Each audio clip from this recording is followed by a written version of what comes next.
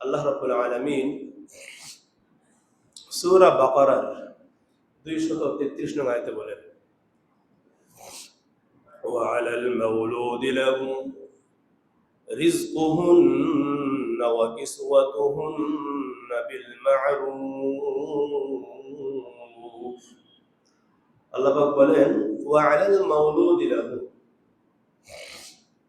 স্বাভাবিকভাবে যদি স্ত্রী স্বামীর অধীনে থাকে, যদি সারাসারি না হয়, তাহলে স্বাভাবিকভাবেই স্ত্রীর ভরণ পোষণ দায়িত্বটা স্বামীর উপর, পিতার উপর।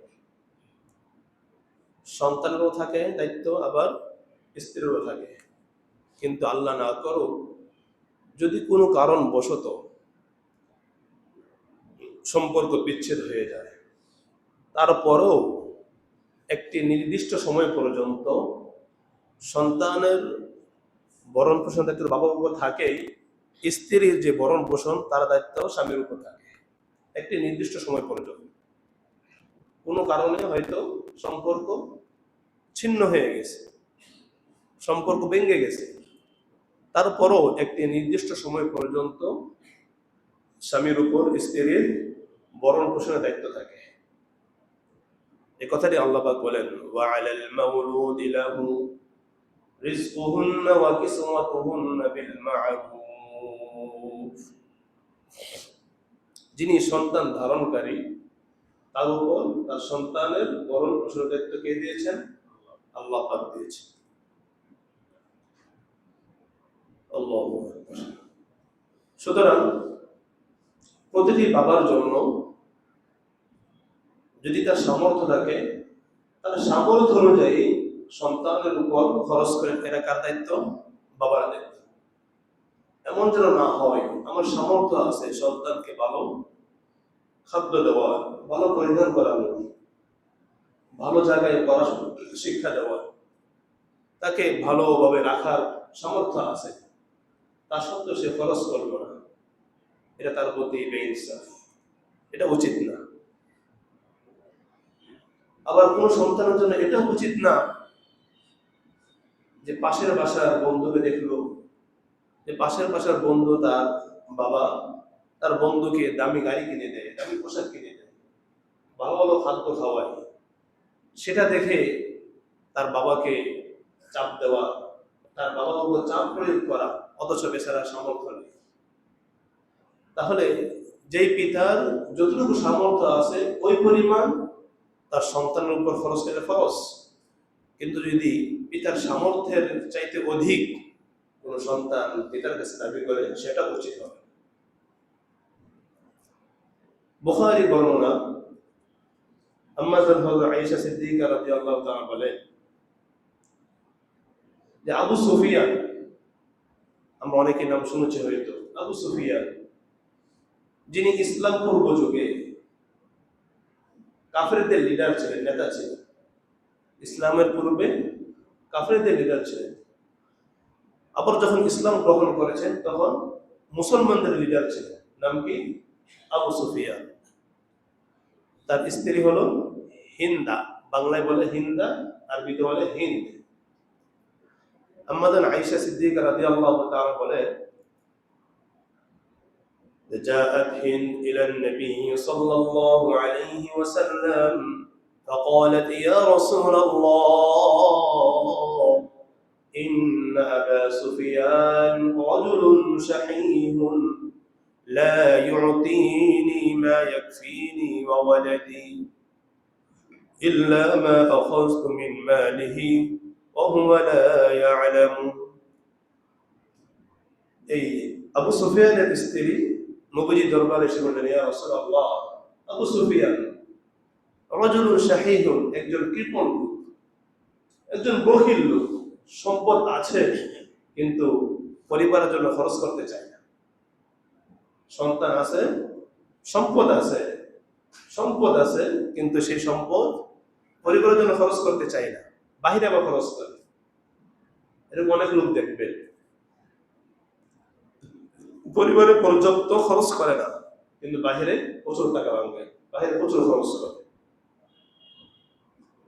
তো অভিযোগ দিলেন যে আবু সুফিয়ানের যে সম্পদশালী লোক, তার সম্পদ আছে, সে ইচ্ছা করলে সে পরিবারের পর্যাপ্ত ভরণ পোষণ সে চালাইতে পারে, কিন্তু তা সত্ত্বেও আমার জন্য, আমার সন্তানের জন্য যে পরিমাণ যথেষ্ট হয়, লা ইউতিনি মা ইয়াকফিনি ওয়া ওয়ালাদি, আমার জন্য, আমার সন্তানের জন্য যে পরিমাণ যথেষ্ট হয় সে আমাকে ওই পরিমাণ দেয় না। ফলে আমি কি করি, একটা পন্থা অবলম্বন করি, কি ইল্লা মা আখাযতু মিন মালিহি ওয়া হুয়া লা ইয়ালামু, যেহেতু সে আমাকে পর্যাপ্ত সম্পদ সে দেয় না, ভরণ পোষণ দেয় না, আমাদের জন্য যথেষ্ট হয় না, সেজন্য আমি আমার স্বামীর অজান্তে, তার অগোচরে তার সম্পদ থেকে হিসেবে গ্রহণ করি, যেটা স্বামী জানে না। ইয়া রাসূলুল্লাহ, এই যে আমি আমার স্বামীর অগোচরে সম্পদ, তার থেকে সম্পদ নেই, বা সে আমাকে পর্যাপ্ত সম্পদ দেয় না, এই ব্যাপারে আমাদের কিছু দিক নির্দেশনা, আমি কি সঠিক আছি নাকি সে সঠিক আছে, কোনটা সঠিক? আল্লাহ নবী বললেন, فقال خذي ما يكفيك وولدك بالمعروف, আল্লাহ নবী বললেন খুজি মা ইয়াকফিকি ওয়া ওয়ালাদাকি, তুমি তার সম্পদ থেকে ওই পরিমাণ গ্রহণ করো যেই পরিমাণ তোমার জন্য যথেষ্ট হয়, তোমার সন্তানের জন্য যথেষ্ট হয়, বিল মারুফ, ন্যায়সঙ্গতভাবে। অর্থাৎ যতটুকু তোমার পরিবারের জন্য না হলেই না, তোমার পরিবারের জন্য আবশ্যক যে বিষয়গুলো আছে সেগুলো পূরণ করার জন্য যতটুকু সম্পদ প্রয়োজন সেগুলো তুমি তোমার স্বামী থেকে গ্রহণ করো, এটা তোমার জন্য জায়েজ আছে। তাহলে আমরা এই হাদিস এবং আয়াত দ্বারা এই বিষয়টি সুস্থ বুঝতে পারলাম যে একজন পিতার জন্য সন্তানের ভরণ পোষণ গ্রহণ করে এটা তার জন্য ফরজ, আবশ্যক, কর্তব্য। যদি স্ত্রী স্বামী থেকে কিছু গ্রহণ করে, যতটুকু তার সংসারের প্রয়োজন, সেটাও যদি স্বামীর অজান্তে গ্রহণ করে, সেটাও তার জন্য জায়েজ।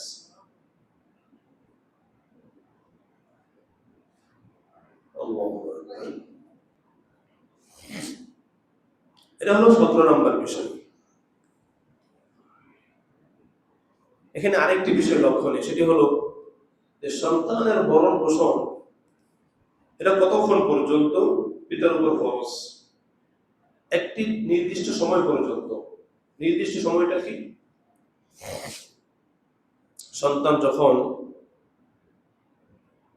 তো দুই ধরনের হয়ে থাকে, এক ছেলে আর এক মেয়ে, দুই ক্ষেত্রে দুই বিধান। যদি সন্তান ছেলে হয় তাহলে সন্তান বালেগ হওয়ার আগ পর্যন্ত তার ভরণ পোষণের দায়িত্ব কার উপর? পিতার উপর, এটা ফরজ। যখন ছেলে বালেগ হয়ে যাবে, এই বালেগ হওয়ার পর থেকে, প্রাপ্তবয়স্ক হওয়ার পর থেকে সন্তানের ভরণ পোষণের দায়িত্ব কার উপর ফরজ না? পিতার উপর ফরজ না।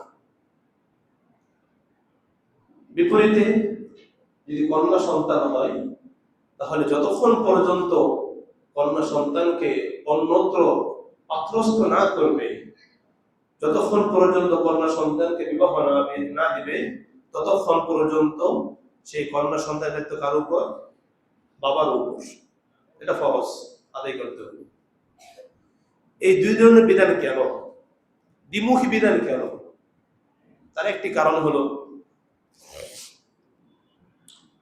সন্তানকে, যদি সন্তান ছেলে হয়, আল্লাহ পাক চাচ্ছেন সন্তান যেন এমন না হয় যে সন্তান প্রাপ্তবয়স্ক হওয়ার পরও সে বাপের হোটেলে থাকবে। আছে না এমন অনেকে, সন্তানের বয়স 20, 25, 30, 35 হয়ে গেছে, তারপর কি থাকে? বাপের হোস্টেলে থাকে, অকর্ম থাকে, কোনো কাজ কাম করে না। আল্লাহ পাক চাচ্ছেন সন্তান যেন অকর্ম না হয়, ছেলে যেন অকর্ম না হয়, সে যেন অলস না হয়। সেজন্য আল্লাহ পাক বিধান চালু করে দিলেন যে প্রাপ্তবয়স্ক হওয়ার পরে ছেলের দায়িত্ব এটা বাপের উপর ফরজ না। পক্ষান্তরে নারী, মেয়ে, তারা দায়িত্ব বিবাহের আগ পর্যন্ত। কেন? যেন সেই নারীর চরিত্র যেন ঠিক থাকে, তার সতীত্ব যেন ঠিক থাকে। তার চরিত্র এবং তার সতীত্ব ঠিক রাখার জন্য বিবাহের আগ পর্যন্ত তার দায়িত্ব কার উপর ফরজ? পিতার উপর ফরজ। তবে বালেগ হওয়ার পরও যদি পিতা বাবাকে সন্তানকে বাবা কিছু দান করে, সেটা করতে পারে এবং সেটা পালনীয়। এক্ষেত্রে বিধান হলো হাদিস শরীফে আছে, আস-সাদাকাতু আলাল মিসকিন সাদাকা। যদি সন্তান বালেগ হওয়ার পরও, ছেলে বালেগ হওয়ার পর, কন্যা সন্তান বিবাহ দেওয়ার পরও বাবা সন্তানকে কিছু দেয়, তাহলে সেক্ষেত্রে আল্লাহ নবী বলেন, আস-সাদাকাতু আলাল মিসকিন সাদাকা। যদি কোনো ব্যক্তি মিসকিনকে সদকা করে, তাহলে সে একটা সদকার সওয়াব পাবে, একটা নফল সদকার সওয়াব পাবে। আর সেই সদকাটাই যদি আলার রেহেম, অর্থাৎ তার আত্মীয়কে দান করে, সন্তানকে দান করে বা অন্য আত্মীয়কে দান করে, তাহলে সে দুটো সওয়াব পাবে। একটা হলো সাদাকা, আরেকটা হলো সিলাতুল, নফল সদকার সওয়াব, আরেকটা হলো কি আত্মীয়তার বন্ধন বজায় রাখার সওয়াব। তাহলে সন্তান বালেগ হওয়ার পরও পিতা দান করতে পারবে, কিন্তু সেটা কি হবে? নফল হবে, আত্মীয়তার বন্ধন ঠিক রাখার জন্য হবে, কিন্তু তার জন্য ফরজ নয়। তাহলে 17 নম্বর দায়িত্ব হলো প্রতিটি বাবার উপর সন্তানের ভরণ পোষণ, এটা ফরজ আদায় করতে হবে। 18 নম্বর দায়িত্ব, সেটি হলো একটি নির্দিষ্ট সময় পার হওয়ার পর উপযুক্ত বয়সে, সুন্দর একটি বয়সে সন্তানকে বিবাহ দিয়ে দেওয়া। আমরা অনেকেই সন্তান বিবাহ দিতে চাই না। কেন চাই না? তার বিভিন্ন কারণ আছে। সন্তান এখন পড়ালেখা করছে, সে খাবে কি? সে নিজে খাবে কি তার স্ত্রীকে খাওয়াবে কি? এই জন্য অনেক বিবাহ দেয় না। বা সন্তানের বয়স অল্প, অল্প বলতে 15 পেরিয়ে গেছে, 20, 25, 30, তারপর অল্প বয়স।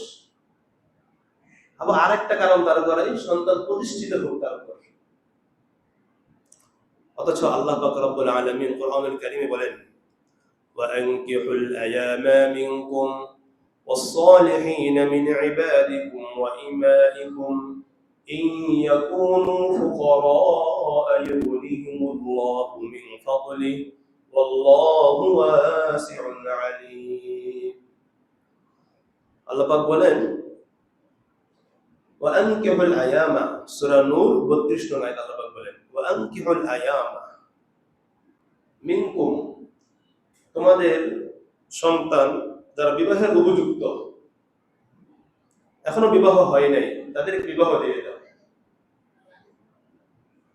والصالحين من عبادكم وإمائكم, এবং তোমাদের অধীনস্থ যারা দাস দাসে আছে, যদিও সেই বিধান এখন নাই, দাস দাসের বিধান এখন নেই, আগে ছিল বা আবার কোথাও চালু হতে পারে ভবিষ্যতে। তো যাদের অধীনে শরীয়ত সম্মত দাস দাসে আসে, তাদেরকে বিবাহ দিয়ে দাও। কি বললেন? যে বিবাহের উপযুক্ত সন্তান আছে, তাদেরকে বিবাহ দিয়ে দাও, চাই সে তোমাদের সন্তান হোক বা দাস দাসী হোক। আল্লাহ পাক বলেন, তোমরা যে রিজিকের ভয় পাচ্ছ, সে খাবে কোথায় থেকে? সে তো দারিদ্র, সে নিজেই চলতে পারে না, সে কোথা থেকে খাবে? আল্লাহ পাক বলেন, ইয়াকুনু ফুকারা ইউগনিহিমুল্লাহু মিন ফাদলি, যদি এই ভয়ে তোমরা বিবাহ না করাও বা বিবাহ না করো, যে সে খাবে কি?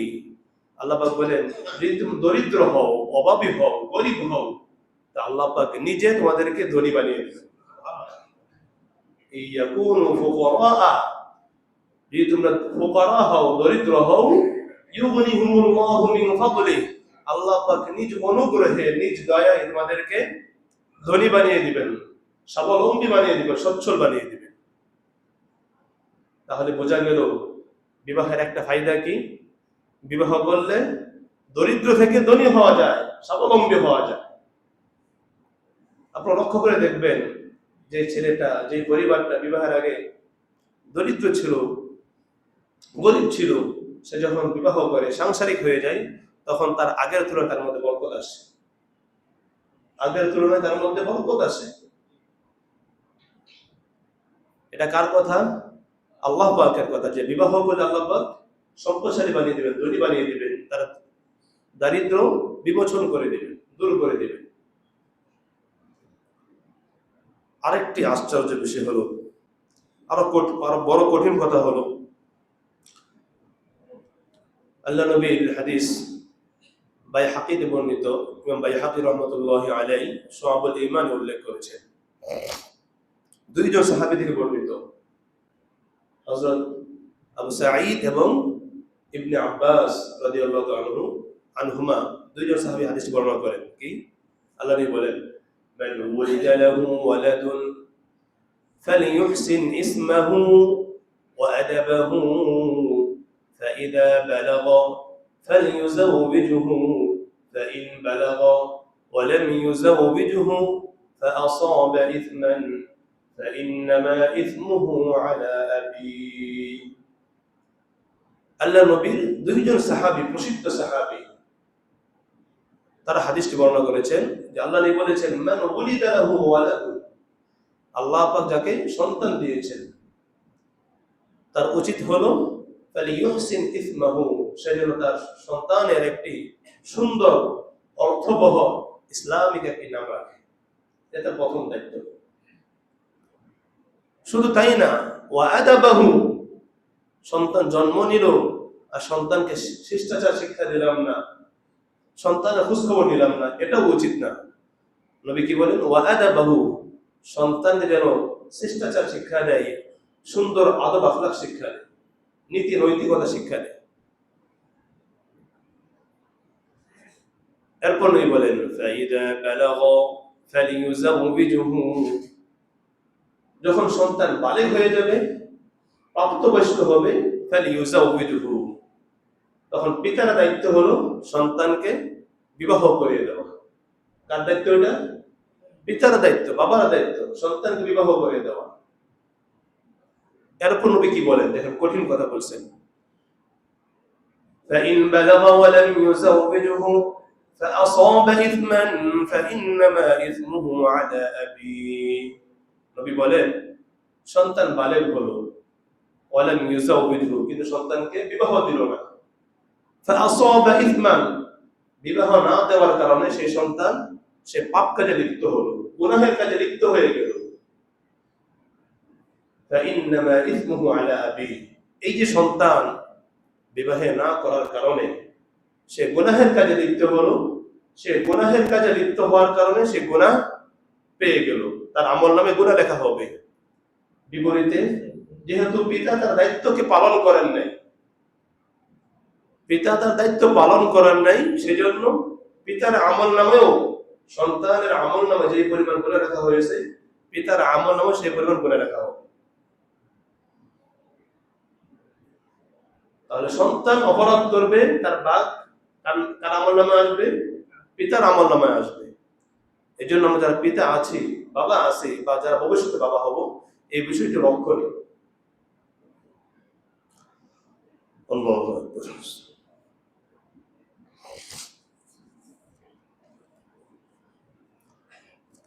এটা হলো বিবাহের গুরুত্ব বোঝাচ্ছে।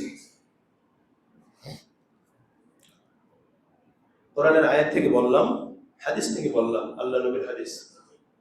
সাহাবীদের মধ্যে এই বিষয়টা কতটা গুরুত্বপূর্ণ ছিল। আল্লাহ নবীর একজন প্রসিদ্ধ সাহাবী হযরত সাঈদ ইবনুল আস, হযরত সাঈদ ইবনুল আস রাদিয়াল্লাহু তাআলা আনহু, তিনি বলেন, ইযা আল্লামতুল ওয়ালাদিল কুরআন ওয়া হাজ্জাজতুহু ওয়া যাওয়াজতুহু ফাকাদ কাযাইতু হাক্কি। আল্লাহ নবী সাহাবী হযরত সাঈদ ইবনুল আস রাদিয়াল্লাহু আনহু বলেন, যখন আমি ইযা আল্লামতু ওয়ালাদিল কুরআন, যখন আমি আমার সন্তানকে কোরআন শিক্ষা দিলাম, যখন আমি আমার সন্তানকে কোরআন শিক্ষা দিলাম, অর্থাৎ কোরআন শিক্ষার মাধ্যমে আমি আমার সন্তানকে আল্লাহর সাথে সম্পৃক্ত করে দিলাম, আল্লাহকে চিনিয়ে দিলাম, যেটা একজন সন্তানের জন্য প্রধান কাজ। সন্তানকে ধার্মিক বানানো, সন্তানকে ইসলাম শেখানো, সন্তানকে নবী চিনানো, সন্তানকে আল্লাহর সাথে সম্পৃক্ত করে দেওয়া। যখন আমি এই কাজটি করতে পারলাম, ইদা আল্লামতু ওয়ালাদিল কুরআন, যখন আমি সন্তানকে কোরআন শিক্ষা দিলাম, ফাহাজ্জাজতুহু, এবং সন্তানকে আমি হজ করালাম। এই আমলটা ওই সাহাবীর ব্যক্তিগত আমল ছিল। অর্থাৎ যাদের সামর্থ্য আছে নিজেদের অর্থায়নে সন্তানকে হজ করিয়ে দেওয়া, যাদের সামর্থ্য আছে নিজেদের অর্থায়নে সন্তানকে হজ করিয়ে দেওয়া, এটা বাবার একটা দায়িত্বের মধ্যে পড়ে, যদি সামর্থ্য থাকে। 3 নম্বর, আল্লাহ নবী বলেন, এই সাহাবী বলেন, ওয়াজাওয়াজতুহু, 3 নম্বর হলো আমি যখন সন্তানকে বিবাহ দিয়ে দিলাম, তাহলে কয়টা দায়িত্ব হলো? 1 নম্বর কোরআন শিক্ষা দিলাম, 2 নম্বর হজ করালাম, 3 নম্বর সন্তানকে বিবাহ দিলাম। এই সাহাবী বলেন, ফাকাদ কাদাইতু হাক্কাহু, আমি আমার সন্তানের হককে আদায় করে দিলাম। আমার উপর সন্তানের যে হক ছিল, আমি সেই সন্তানের সেই হককে আদায় করে দিলাম।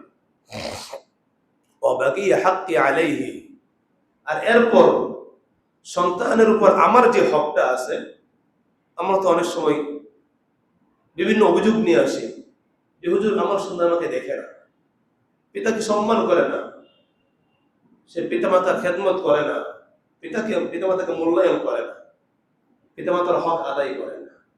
এটা কেন করে না? যতটুকু দোষ সন্তানের আছে, যতটুকু অপরাধ সন্তানের আছে, তার অনেকটা আমাদের পিতাদেরও আছে, অনেকটা আমাদের পিতাদেরও আছে। সেজন্য সাহাবী বলেন, যখন আমি এই 3টি কাজ আদায় করলাম, বাকিয়া আলাইহি হাক্ক, এরপরে যত হক আছে আমার মৃত্যু পর্যন্ত বা মৃত্যুর পরবর্তী যত হক আছে, আমার সমস্ত হক আমি সন্তানের উপর দিয়ে দিলাম। আমার সমস্ত হক আমি কি করলাম? সন্তানের উপর দিয়ে দিলাম। তাহলে বিবাহ জিনিসটি এতটা গুরুত্বপূর্ণ, এবং এটা করাবে কে? বাবা করাবে, বাবার দায়িত্ব। অনেকে আবার বিবাহ করতে চায় না, অনেকে বিবাহ করতে চায় না। কেন? দারিদ্রতার ভয়ে না, প্রতিষ্ঠিত হওয়ার ভয়ে না। সে কি থাকবে? সাধক থাকবে। কি থাকবে? সাধক হবে।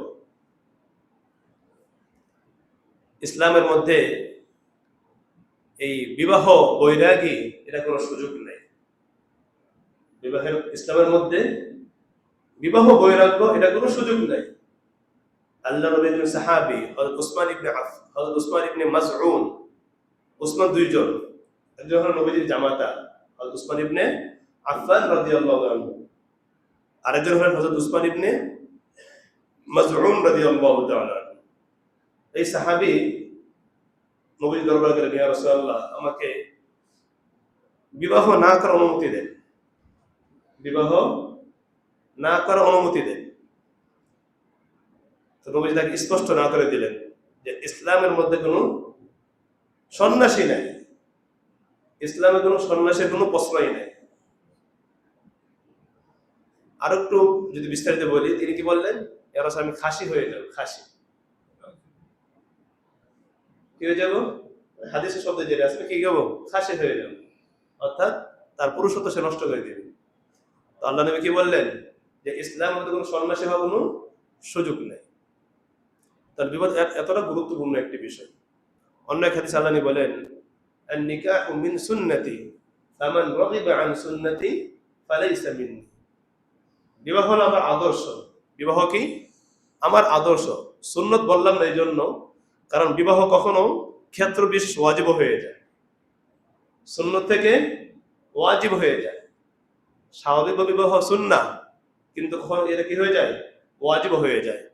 আবার কারোর জন্য হারামও হয়ে যায়, কারোর জন্য ওয়াজিব, কারোর জন্য সুন্নাহ, কারোর জন্য হারাম। এই জন্য কি বললাম? নবীজি বলেন, বিবাহ আমার আদর্শ, আমার সুন্নাহ। সুন্নাহ মানে আদর্শ। তো ফামান রাগিবা আন সুন্নতি ফালাইসা মিন্নি, যে ব্যক্তি আমার এই সুন্নত থেকে বৈরাগ্য হবে সে আমার দলভুক্ত না, সে আমার উম্মতের অন্তর্ভুক্ত না। তাহলে কতটা গুরুত্বপূর্ণ দিচ্ছে, মানে গুরুত্বপূর্ণ বিষয় বিবাহ। বিবাহ করলে লাভ কি, উপকারিতা কি? আমরা কিছু উপকারিতা জানি, তার মধ্যে আমরা একটা উপকার জানলাম, সেটা হলো যে যারা বিবাহ করবে আল্লাহ পাক নিজ অনুগ্রহে ইয়াকুনু ফুকারা ইউগনিহুমুল্লাহু মিন ফাদলি, আল্লাহ পাক নিজ অনুগ্রহে তাকে সম্পদশালী করে দিবেন, তার দারিদ্র্য দূর করে দিবেন। 2 নাম্বার, মুসলিম শরীফের বর্ণনা, বিবাহের মাধ্যমে মানুষ গুনাহ থেকে বাঁচতে পারে। মানুষ যে গুনাহ করে, এই গুনাহের অধিকাংশ গুনাহই তার নজরের কারণে, তার চোখের কারণে, তার কুদৃষ্টির কারণে। মানুষের নজর, কুদৃষ্টি অত্যন্ত খারাপ একটি বিষয়। এজন্য আল্লামা হাকিম মোহাম্মদ আখতার সাহেব তিনি একটি কিতাব লিখেছেন, বদ নজরি কি 14 নুকসানাত। কিতাবের নাম হলো উর্দুতে বদ নজরি কি 14 নুকসানাত, বাংলায় হলো কুদৃষ্টির 14টি ক্ষতি। আপনারা পেয়ে যাবেন বিভিন্ন লাইব্রেরিতে, খুব ছোট একটা বই, বেশি বড় না, ছোট একটা বই। সেখানে বদনজরি বা কুদৃষ্টির ভয়াবহতা কি তিনি এই বিষয়গুলো তুলে ধরেছেন। তো যখন কোনো ব্যক্তি, কোনো যুবক, কোনো যুবতী বিবাহ করবে, এই বিবাহের দ্বারা তার 2 নাম্বার ফায়দা হলো, নবীজি বলেন, ইয়া মা'শারাস শাবাব মান ইসতাতা'a মিনকুমুল বাআতা ফালইউযাওবিজ ফাইন্নাহু আগাদ্দু লিল বাসারি ওয়া আহসানু লিল ফারজ। আল্লাহ নবী বলেন, হে ইয়া মা'শারাস শাবাব, হে যুবক সম্প্রদায়, হে যুবক যুবতী সম্প্রদায়, মান ইসতাতা'a মিনকুমুল বাআ, যদি তোমাদের বিবাহ করার সামর্থ্য থাকে, যদি তোমাদের বিবাহ করার সামর্থ্য থাকে, এই সামর্থ্য অনেকে অনেক বড় নিয়ে যাবে, আমার বাড়ি থাকতে হবে, গাড়ি থাকতে হবে, প্রতিষ্ঠিত হতে হবে, বড় ডিগ্রি অর্জন করতে হবে, এই সামর্থ্য না। সামর্থ্য বলতে কি বোঝায়? যদি তোমার এই সামর্থ্য থাকে, তুমি তোমার স্ত্রীকে মহর দিতে পারবে। যদি তোমার স্ত্রীকে মহর দেওয়ার সামর্থ্য থাকে, তাহলে ফালইউযাওবিজ, তুমি কি করো, বিবাহ করে নাও। সে যেন বিবাহ করে নেয়, লাভ কি হবে? ফাইন্নাহু আগাদ্দু লিল বাসার, এই বিবাহ সেই যুবক যুবতীর দৃষ্টিকে নত রাখবে, চোখকে, নজরকে হেফাজত করবে, গুনাহ থেকে তার চোখকে হেফাজত করবে। তাহলে আমরা 2 নম্বর ফায়দা কি পেলাম? বিবাহ করলে চোখের যে গুনাহ, সেই গুনাহ থেকে আমরা বাঁচতে পারব। 3 নম্বর ফায়দা হলো ওয়া আহসানু লিল ফারজ, লজ্জাস্থানের যে গুনাহ আছে, আল্লাহ পাক সেই গুনাহ থেকেও এই বিবাহের মাধ্যমে আমাকে আপনাকে রক্ষা করবে। আজকে বর্তমান সমাজে এই যে নৈতিক অবক্ষয় কেন হচ্ছে, তার একটি অন্যতম কারণ হলো উপযুক্ত বয়সে সন্তানকে বিবাহে না দেওয়ার কারণ। সন্তানের বয়স 20, 25, 30, 35 হয়ে গেছে, এখনো সন্তান সে নিজের পায়ে দাঁড়াতে পারে, প্রতিষ্ঠিত হতে পারে। অথচ সন্তান পিতামাতার অগোচরে সে গুনাহের কাজে লিপ্ত হয়ে যাচ্ছে। এই গুনাহের দায়ভার কে নিবে? পিতার আমলনামায় যাবে। যদিও সরকারি একটা বিধান আছে যে 16 বছর, 18 বছর, আমরা এই বিষয়টা কয়জন মানি? আমরা এটাই কয়জন মানি? দেখা যায় সন্তানের বয়স 20, 25, 30, 35, এখনো বিবাহ হয় না। সরকার তো একটা সংখ্যা দিছে, দেশের একটা নিয়ম দিছে, যদিও সেটা ইসলামের সাথে সাংঘর্ষিক নয়, ইসলামের পক্ষে না, ইসলামের বিপক্ষে। ইসলাম বলে যে সন্তান যখন বালেগ হবে তখন তাকে বিবাহ দিয়ে দেবে। কারণ সাধারণত একজন মেয়ে যখন তার বয়স 9 হয়, 9 থেকে সে বালেগ হওয়া শুরু করে আস্তে আস্তে। আম্মা জান আয়েশা সিদ্দিকা রাদিয়াল্লাহু তাআলা আনহা, তার বিবাহ হয়েছে 6 বছরে। কত বছর বয়সে? বাসর হয়েছে কয় বছর বয়সে? 9 বছর বয়সে। আরো বিভিন্ন মনীষীদের দেখবেন যে তাদের বিবাহ অল্প বয়সে হয়েছে। আগে বিবাহ হতো 12 বছর 14 বছর বয়সে বিবাহ হতো না? তো সাধারণত ইসলামের নিয়ম হলো 9 পর থেকে মেয়েরা পর্যায়ক্রমে বালেগ হওয়া শুরু করে। আর ছেলেদের ক্ষেত্রে সর্বশেষ হলো 15 বছর। তো এই যে 20 বছর 18 বছর যে একটা সংখ্যা নির্ধারণ করে দিলাম, এর আগে করলে তাকে আবার শাস্তি দেওয়া হয়। শাস্তি কাকে দেয়? বাবা মাকে দেয় না, আবার কাজীকেও দেয় না। দেয় কাকে? যেই মৌলবী কি করছে, বিবাহ করাইছে। মৌলবী কেন বিবাহ করাইল? অথচ উভয় পক্ষ সম্মতিক্রমে কাজীকে টাকার মাধ্যমে, কাজী তো বিধান জানে না, কাজী তো দেশের নিয়ম জানে, কাজী দেশের নিয়ম জানা সত্ত্বেও সে বিবাহ করালো। উভয় পরিবারের সম্মতি কোন অর্থ খরচ বিবাহ করালো, তাদের কোনো শাস্তি নেই। শাস্তি কার? এই মৌলবী পাইছে সহজ সরল, তাকে ধরে নিয়ে যায়। যাই হোক, আমি দেশের সঙ্গে বিপরীত বলতেছি না, বলতেছি দেশে যে নিয়মটা আছে সেই নিয়মটাই মানে কয়জন? সেই নিয়মটাই মানে কয়জন? 16 বছর বয়সে কয়জন মেয়ে বিবাহ দেওয়া হয়? 18 বছর বয়সে কয়জন ছেলেকে বিবাহ দেওয়া হয়? এই জন্য উপযুক্ত বয়সে সন্তান বিবাহ দিয়ে দেওয়া এটা সমাজের উন্নতি, প্রতিটি যুবক যুবতীর নৈতিক উন্নতি, চারিত্রিক উন্নতির একটি কারণ। আল্লাহ প্রত্যেকে আমার কথা তৌফিক দান করুন। 3টি লাভ বললাম। আল্লাহু আকবার। এখন অনেক সময় এমন হতে পারে যে কারো বিবাহ করার ইচ্ছা আছে, কিন্তু তার সত্ত্বেও তার সামর্থ্য নাই, মোহর দেওয়ার সামর্থ্য নাই। ইনশাআল্লাহ মোহর কি পরিমাণ সেটা আলোচনা হবে পর্যায়ক্রমে। আমরা মোহর বলতে আবার এটা অনেক বুঝি যে 5 লাখ 10 লাখ 20 লাখ মোহর হতে হবে। মোহরের পরিমাণ কি ইনশাআল্লাহ সে বিষয়ে আলোচনা করব। তো যদি কারো এই সামর্থ্য না থাকে মোহর দেওয়ার মতো, নবীজি বলেন ফাআলাইহি বিসসাওম, সে যেন রোজা রাখে। ফাইন্না লাহু উইজাউন, যদি কোনো যুবক সামর্থ্যের কারণে বিবাহ করতে পারতেছে না, তাহলে তার উচিত হলো সে রোজা রাখবে। এই রোজা তার যৌবনকে নিয়ন্ত্রণ করবে, তার নফসকে নিয়ন্ত্রণ করবে। আমরা রমজান মাস তাকওয়া অর্জন করেছি, ঠিক না? তাকওয়া অর্জন আরেকটি মাধ্যম হলো রোজা রাখা। যে সমস্ত যুবক যুবতী ভাইদের বিবাহ হচ্ছে না, তাদের উচিত হলো রোজা রাখা। আল্লাহ প্রত্যেককে আমার তৌফিক দান করুন। আরেকটি বিষয় হলো, উপকার হলো, বিবাহ দ্বারা মানুষের আত্মিক প্রশান্তি হয়। কি হয়? আত্মিক প্রশান্তি হয়, অন্তরের প্রশান্তি লাভ হয়। আল্লাহ রাব্বুল আলামিন সূরা রুমে বলেন, ওয়া মিন আয়াতিহি আন খালাকাকুম মিন আনফুসিকুম আজওয়াজান লিতাসকুনু ইলাইহা ওয়া জাআলা বাইনাকুম মাওয়াদ্দাতান ওয়া রাহমা। আল্লাহ রাব্বুল আলামিন বলেন যে তোমাদের স্ত্রীদেরকে তোমাদের জন্য তোমাদের থেকে সৃষ্টি করা হয়েছে। কি বলছেন? তোমাদের স্ত্রীদেরকে তোমাদের জন্য তোমাদের থেকেই সৃষ্টি করা হয়েছে। কেন সৃষ্টি করা হয়েছে? লিতাসকুনু ইলাইহা, যাতে করে তোমরা তাদের কাছে শান্তি পাও, প্রশান্তি লাভ করো। একজন পুরুষ সে সারাদিন বাহিরে পরিশ্রম করবে, সে পরিশ্রান্ত হবে, ক্লান্ত হবে। যখন সে দিন শেষে বাড়ি ফিরবে, তার স্ত্রী তার জন্য প্রশান্তির কারণ হবে, তার জন্য আরামের কারণ হবে। তবে যে কোনো স্ত্রী না, স্ত্রী হতে হবে স্ত্রীর মতো, স্ত্রী হবে স্ত্রীর মতো। স্ত্রী কেমন হতে হবে ইনশাআল্লাহ সে বিষয়ে আলোচনা করব।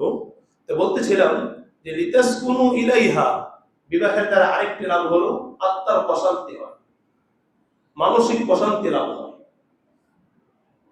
আল্লাহ পাক বলেন ওয়া জাআলা বাইনাকুম মাওয়াদ্দাতান ওয়া রাহমা, বিবাহের মাধ্যমে একে অপরের প্রতি আল্লাহ পাক মহব্বত, ভালোবাসা সৃষ্টি করে দেন। বিবাহের মাধ্যমে স্বামী স্ত্রীর প্রতি একে অপরের প্রতি ভালোবাসা তৈরি করে, সৃষ্টি করে দেন। দেখবেন অনেক স্ত্রী আছে, অনেক স্বামী আছে যারা একে অন্যের জন্য জীবন দিতে প্রস্তুত, জান দিতে প্রস্তুত, এমন অনেক স্ত্রী আছে। তাহলে বিবাহ এটা পরস্পর ভালোবাসা, মহব্বত পয়দার একটি মাধ্যম, অন্তরে প্রশান্তি আবার একটি বড় মাধ্যম। বিবাহের আরেকটি কারণ হলো যে বিবাহের মাধ্যমে স্ত্রীর দ্বারা স্বামীর চক্ষু শীতল হয়, স্ত্রীর দ্বারা স্বামীর চক্ষু শীতল হয়, এবং সেখান থেকে এই বিবাহের মাধ্যমে বংশ বিস্তার লাভ হয়। যে সন্তান দুনিয়াতে আসে সেই সন্তানের দ্বারাও বাবার চক্ষু শীতল হয়। তাহলে বিবাহের অন্যতম একটি ফায়দা হলো যিনি বিবাহ করবেন তার স্ত্রীর মাধ্যমে, তার সন্তানের মাধ্যমে তার চক্ষু কি হবে? শীতল হবে, তার সমস্ত ব্যথা দুঃখ কষ্ট দূর হয়ে যাবে। দলিল আল্লাহ পাক বলেন, রব্বানা হাব লানা মিন আজওয়াজিনা ওয়া যুররিয়াতিনা কুররাতা আ'য়ুন ওয়াজআলনা লিল মুত্তাকিনা ইমামা। আল্লাহ তাআলার কাছে চক্ষু শীতল হয় এমন স্ত্রী প্রার্থনা করা, আল্লাহর কাছে চক্ষু শীতল হয় এমন সন্তান প্রার্থনা করা। এই আয়াত আল্লাহ পাক তা শিখাচ্ছেন যে তোমাদের স্ত্রীগণ, তোমাদের সন্তানগণ কুররাতা আ'য়ুন, চক্ষু শীতল হওয়ার কারণ। আল্লাহু আকবার। 5 নম্বর, আমরা যে সন্তান লাভ করি বিবাহের মাধ্যমে, এই সন্তান আমাদের জন্য দুনিয়ার সৌন্দর্য, পার্থিব জীবনের সৌন্দর্য। যারা বিবাহ করে না, সন্তান গ্রহণ করে না, তারা এই পার্থিব জীবনের সৌন্দর্য থেকে মাহরুম হয়ে বঞ্চিত হয়। আল্লাহ পাক বলেন সূরা কাহফের মধ্যে বলেন, আল মালু ওয়াল বানুনা যিনাতুল হায়াতিদ দুনিয়া ওয়াল বাকিয়াতুস সালিহাতু খায়রুন ইনদা রাব্বিকা থাওয়াবান ওয়া খায়রুন আমালা।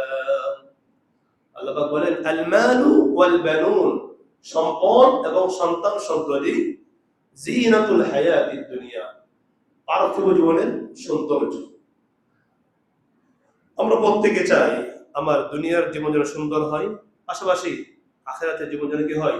সুন্দর। কেউ কিন্তু চাই না যে আমি দুনিয়াতে কষ্ট থাকি, আখিরাতে সুখে থাকি। কি চাই?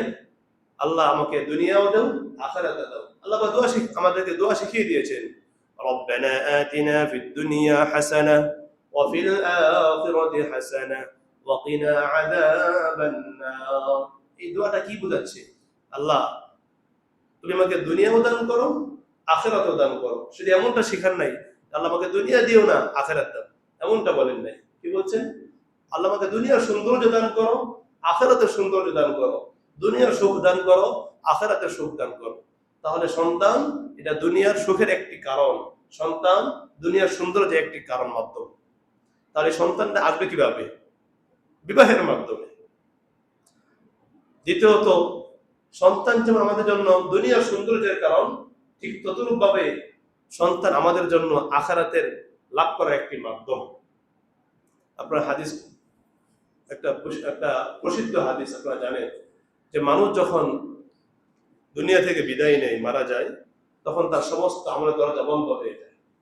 তবে 3টি আমলের দরজা বাকি থাকে, যার মাধ্যমে তার আমলনামায় মৃত্যুর পরেও সওয়াব পৌঁছতে থাকে, আমলনামা জারি থাকে।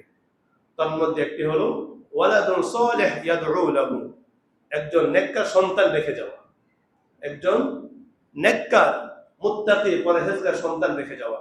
যে সন্তান বাবা মার মৃত্যুর পর বাবা মার জন্য দোয়া করবে, আর সেই সওয়াব বাবা মার কবরে পৌঁছে দেওয়া হবে।